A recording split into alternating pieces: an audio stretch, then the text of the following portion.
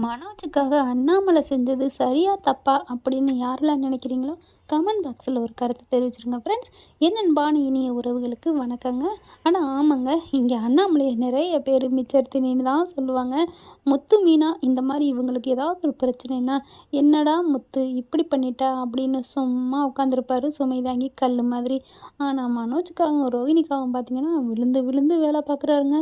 சும்மா சொல்லக்கூடாதுங்க, ரோஹிணிக்கு மச்சந்தாங்க, காட்டில் மழைன்னு தான் சொல்லணும்.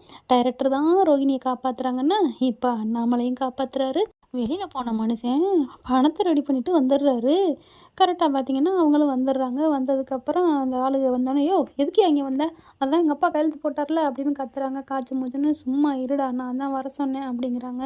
அவன் இங்கே வரல, உங்கள் அப்பா தான் வந்தார் என்ன தேடி அப்படின்னு சொல்லிட்டு அந்த பரசு கூட போயிட்டு 30 லட்ச ரூபா பணத்தை அங்கே கொடுத்துட்டு வந்துடுறாருங்க. கொடுத்துட்டு வந்த மனுஷன் பத்திரத்தை கூட வாங்காமல் வருவார். அந்த பத்திரத்தை அவங்கள நல்ல நேர்மையான மனுஷன் தாங்க சொல்லணும்.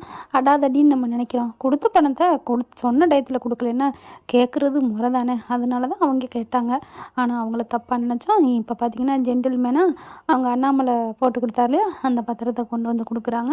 உங்கள் அப்பா என்கிட்ட காசை கொடுத்துட்டாரு அப்படின்னு சொல்லிட்டு அப்படியே எல்லோரும் அப்படின்னு பார்க்குறாங்க. அதுக்கப்புறம் நீங்கள் 2 பேரும் சைன் போட்டு கொடுங்க அப்படிங்கிறாங்க. முத்து கடந்துக்கிட்டு துள்ளுறாரு. எதுக்கு எங்கள் அப்பா அம்மா போடணும், ஏன் போடணும் ஆய்வுன்னு கத்துறாங்க. இல்லைப்பா, நாங்கள் பணத்தை கொடுத்தோம் வாங்கிட்டோம் அப்படிங்கிறக்கு ஒரு அத்தாச்சி தான் அப்படின்னு சொல்லிட்டு கையெழுத்து வாங்குறாங்க. அதுக்கப்புறம் ரொம்ப நன்றி பெரியவரே, இது வரைக்கும் நாங்கள் எத்தனையோ பேருக்கு நாங்கள் இந்த மாதிரிலாம் கொடுத்துருக்கோம் வாங்கியிருக்கோம். ஆனால் இந்த மாதிரி ஒரு ஜென்டில்மேன் கொடுத்த வாக்கை காப்பாற்றின ஒரு மனுஷன்னா 100% 1000% நீ தாயா அப்படிங்கிற மாதிரி சொல்லிட்டு கிளம்புறாங்க. முத்து இருந்துட்டு அதான் எங்கள் அப்பா தெரியுமா உங்களுக்கு அப்படின்னு சொல்லிட்டு அப்பா அப்படின்னு வந்து கட்டி பிடிக்கிறாரு. விஜயாலேருந்து எல்லாரும் கட்டி பிடிக்கிறாங்க. விஜயா என்ன அழுக, விஜயா பற்றி தான் தெரியுமே, புருஷனை பேசும் திட்டும், ஆனால் புருஷன் பேச்ச மீறாது. அதே மாதிரி மாமியாவுக்கும் பயந்த ஆளுன்னா விஜயான்னு தான் சொல்லணும். இப்போ பார்த்தா மனோஜுக்கு சந்தோஷம் தாங்கலை. ஏங்க என் கடனை அடைச்சிட்டியாப்பா அப்படிங்கிற பலார்னு ஒரு அறை கொடுக்குறாரு. விஜயாவுமே கொடுக்குறாங்க. என்னடா நினச்சிட்ருக்க, நீ பாட்டுக்கு கடனை வாங்குவ, இந்த மனுஷன் என்ன மாதிரி ஆகிட்டார், எங்கெங்கே போனீங்க எப்படிங்க அப்படிங்கல. இரு விஜயா, ஏன் பறக்கிற, எப்படிங்க பணம் ரெடி பண்ணீங்க, அப்பா எப்படிப்பா அப்படின்னு முத்து துள்ளுறாரு. இருடா இரு, அந்த பணம் நான் நேர்மையான வழியில் தான் கொண்டு போய் கொடுத்தேன், பயப்படாதீங்க, ஏன் பயப்படுறீங்க அப்படிங்கிறாங்க. அப்பா நான் உன்னை காணாமல் எவ்வளோ துடிச்சு போனேன்னு தெரியுமாப்பா, நீ எங்கே போன ஏது பண்ணு எனக்கு தெரியும்ப்பா, எனக்கும் தெரியும்டா நீ என்னை தேடிட்டே இருப்பேன்னு. மீனா வந்து உடனே அங்கிள் மாமா ஏன் மாமா இப்படிலாம் பண்ணீங்க, ஏன் மாமா சொல்லிக்காமல் போனீங்க அப்படிங்கிறாங்க. அப்படியே ரோஹிணி மட்டும் அப்படியே திருன்னு முழிச்சிட்ருக்கு. நீ பட்ட கடனுக்கு என் புருஷன் பாரடி காணாமல் போய் எவ்வளோ தாண்டி உங்களுக்குன்னு அழுவார், அடித்து அழுவாருன்னு போட்டுக்கிட்டு முதுகுலே சாத்துன்னு சாத்துறாங்க ரோஹிணியை நம்ம விஜயா. ஸ்ருதியும் ரவியும் அங்கிள் நீங்கள் ஏன் அங்கிள் இப்படிலாம் போகணும், அதுக்கு இருந்துக்கிட்டே செஞ்சுருக்கலாமே, இந்த கடனை அடைச்சிருக்கலாமே அப்படின்னு ஸ்ருதி கரெக்டாக கேட்குது. ரவி அப்பா ஏப்பா இப்படிலாம் போயிட்டீங்க, நாங்களாம் பயந்துட்டோம்ப்பா, சரி விடுடா அதான் வந்துட்டேன்ல அப்படிங்கிறாங்க. சரி விடுங்க, ஆளாளுக்கு ஏன் பதட்டப்படுறீங்க, ஒன்றும் பேனிக் ஆகாதீங்க, அதான் கடன் அடைச்சிட்டார்ல, சரி விடுங்க எல்லாரும் ஆளாளுக்கு வேலையை பாருங்க அப்படிங்கிற வேண்டாம் அப்படின்னு மனோஜ் போய் அடிக்க போகிறாரு. என்னடா நீ பாட்டுக்கு ஆளாளுக்கு இப்போ வேலையை பாருங்கிற, அந்த மனுஷன் எப்படி ஆளாக பறந்து உன் கடனை அடைச்சிருக்காரா. சரி விடு, இப்போ என்ன, சரி விடுங்க, அதெல்லாம் என்ன, அவர் கொடுக்க வேண்டிய கடமை செஞ்சுருக்காரு. என்னடா கொடுக்க வேண்டிய கடமை என் பங்குன்னு இருக்குல்ல, அது முழுசாக போயிடக்கூடாதுன்னு கொடுத்துருக்காரு. டே நீ என்ன உழைச்ச காசாடா, உன் பங்குன்னு கொடுக்கணும் அவசியம் இல்லைடா, முறையா பெற்றவங்களுக்கு தான் பிள்ளைங்க செய்யணும், என்னடா நினச்சிட்ருக்க அப்படின்னு சொல்கிறாரு. முத்து, இந்த அண்ணாமலைக்கு இதுதான் பொழப்பு, நீ அந்த முத்துங்கில நீ பொத்து அப்படிங்கணும், அந்த மாதிரி தான் தோணுது. அப்பா நீ சும்மா இருப்பா அப்படிங்கிறாங்க. என்ன எனக்கு இது வரைக்கும் செஞ்சிட்டீங்க, இதெல்லாம் ஒரு காசா, என் பங்குன்னு வருதுல்ல, அப்புறம் என்ன நான் அடைச்சிருவேன் சீக்கிரம், இல்லைன்னா என் பங்கில் கழிச்சுக்கோங்க, ஒன்றும் எனக்கு தர வேணாம், எவ்வளோ தர வேண்டி இருக்கோ அதில் கழிச்சுக்கோங்க அப்படிங்கிறான். பலார்னு ஒரு அறை கொடுக்குறாரு முத்து மனோஜை. ஏன்டா அப்படிங்கிற ரோஹிணி, இங்கே ஒரு முத்து எதுக்கு சும்மா அவர் அடிக்கிறீங்க, வாம்மா மின்னல், நல்லா பேசுவிய, உன்னால தான் இவன் எம்பட்டுக்கும் ஆகிருக்கிறது காரணம் முத்து அப்படிங்கல. மீனா உடனே ரோஹிணி அப்படிங்கிறாங்க. இவ ஒருத்தி அப்படிங்கிற மாதிரி ரோஹிணி அப்படியே பம்முது. என்ன ரோஹிணி ரொம்ப பேசுகிறீங்க என்ன அப்படிங்கல. இல்லைங்க மீனா, அது வந்து வாயை மூடிட்டுருங்க அப்படிங்கிறாங்க. உடனே மனோஜ் வந்துட்டு என்ன வாயை மூடணும், ஏன் பொண்டாட்டியை மூடணும், எனக்கு கொடுக்க வேண்டிய கடனை தானே கொடுத்தாரு அப்படி இப்படின்னு கத்துறாங்க. எனக்கு என்ன செஞ்சுட்டாரு, அட பாவி. ஸ்ருதி வராங்க. ஏங்க 27 லட்சம் ஓடி போனீங்க, அந்த காசு யார் காசு, இந்த இப்போ 30 லட்சம், மொத்தம் 60 லட்சத்திட்ட உங்களுக்கு கொடுத்துருக்காரு, எங்களுக்கு 6 ரூபா கூட கொடுக்கலங்க. அப்படி பார்த்தா அங்கிள் உங்களுக்கு தான் எல்லாம் நல்லது பண்ணியிருக்காங்க அப்படின்னு நம்ம ஸ்ருதி ரவியும் சொல்கிறாங்க. சரி சரி என் பங்கில் கழிச்சுக்கோங்க, ரொம்ப பேச வேணாம். டே நான் உன் பங்கில் கிழிக்கிறேங்கிறக்காகலாம் நான் இப்போ வந்து கடனை அடைக்கலை, நான் ஒரு முடிவுக்கு வந்திருக்கேன் அப்படிங்கிற விஜயா வருது.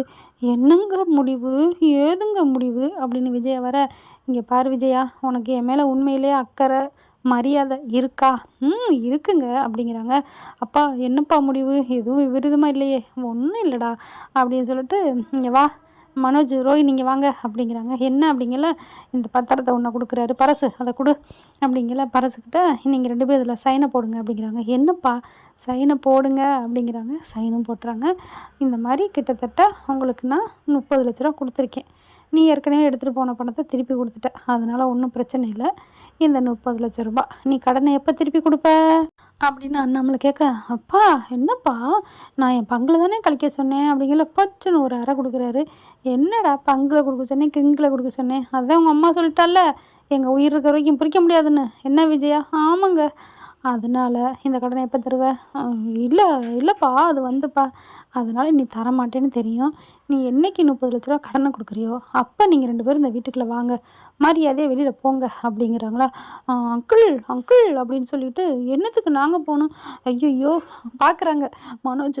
என்னப்பா என்ன ரோஹினி அப்படி இப்படிங்கல, நீங்கள் சும்மா இருங்க, உங்களை நம்பிலாம் நான் எப்படி வெளியில் கூட்டி போய் நீங்கள் ஒரு வேலையும் பார்க்க மாட்டீங்க. ஏன் ரோஹினி, நமக்கு தான் ஷோரூம் இருக்கே ரோஹினி அப்படின்னு சொல்ல, என்னது ஷோரூமா? அதெல்லாம் முடியாது, ஷோரூம் கொடுத்தா உனக்கு இன்னும் 60 லட்ச ரூபா கிடையாகும் தெரியுமா அப்படின்னு சொல்ல, அப்பா அப்படிங்கிறாரு மனோஜ். இங்கே பாரு ரோஹினி, இந்த பாருடா மனோஜ், 2 பேரும் பெட்டி படிக்க கட்டிட்டு கிளம்புறீங்க அப்படின்னு பெட்டியை தூக்கி வந்து வைக்கிறாரு. மீனாவும் பார்க்குது. ரோஹினி வந்துட்டு, இல்லை அங்கிள் அப்படிங்கல. மீனா பார்க்குறாங்க. என்ன ரோஹினி, உன் காட்டில் தான் நல்லா மழை பெய்யுதே, இதுக்கு தானே ஆசைப்பட்ட, கிளம்பு. என் புள்ள இருக்கானாடி, நான் அவனை விட்டுட்டு எப்படி போகிறது அப்படிங்கிற மாதிரி ரோஹினி பார்க்க, இங்கே பாருங்க அங்கிள், நீங்கள் பாருங்க மாமா, நீங்கள் முடிவு எடுத்து தான் கரெக்டு, நீ கிளம்பு, கிருஷா கூட்டிகிட்டு போ அப்படின்னு மீனா சொல்ல. என்னது கிருஷா? ஏன்டி அவன் கூட அவன் அனுப்புகிற அப்படின்னு விஜயா கத்த. ஆமாம், அந்த பையன் டாடி அங்கிள்னு டாடி மம்மின்னு அவங்கள தானே கூப்பிட்றேன் அப்படிங்கிற ரோஹினி பார்க்குது. பரவாயில்ல, நம்ம கூட கோத்து வைக்கிறா அப்படின்ட்டு பார்த்தா, சரின்னு சொல்லி கூப்பிட போயில மனோஜ் வந்துட்டு, அதெல்லாம் நான் அந்த வீட்டை விட்டு போக முடியாது, அந்த பையன்லாம் கூப்பிட்டு போக முடியாது அப்படிங்கிறாங்க. இப்போ இதுக்கு என்னதான் முடிவுப்பா அப்படிங்கல. சரி, அப்போ இன்னொரு முடிவு நான் சொல்கிறேன்.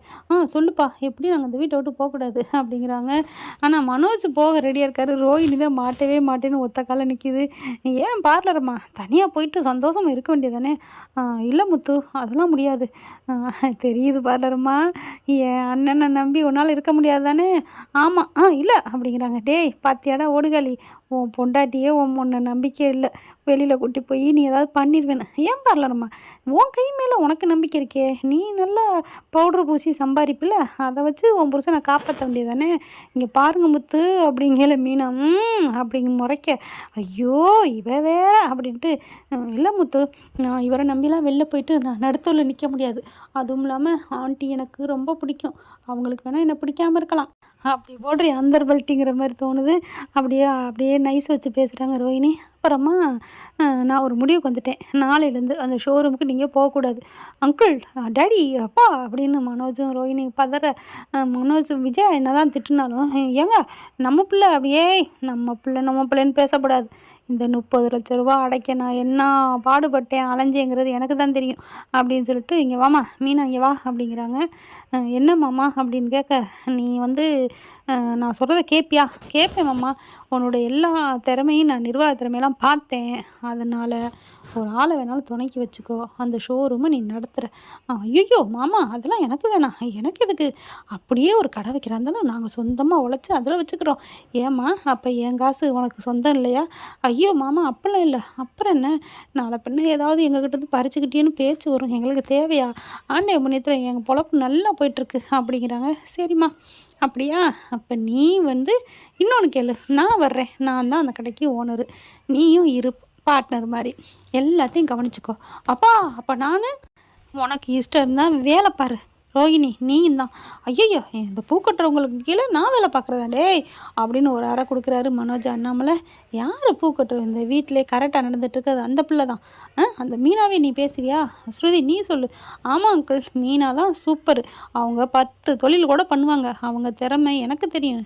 மீனா நீங்கள் சூப்பர், வாழ்த்துக்கள். ஷோரூம் ஓனர் அப்படிங்கிறாங்க. அட நீங்கள் வேற ஸ்ருதி.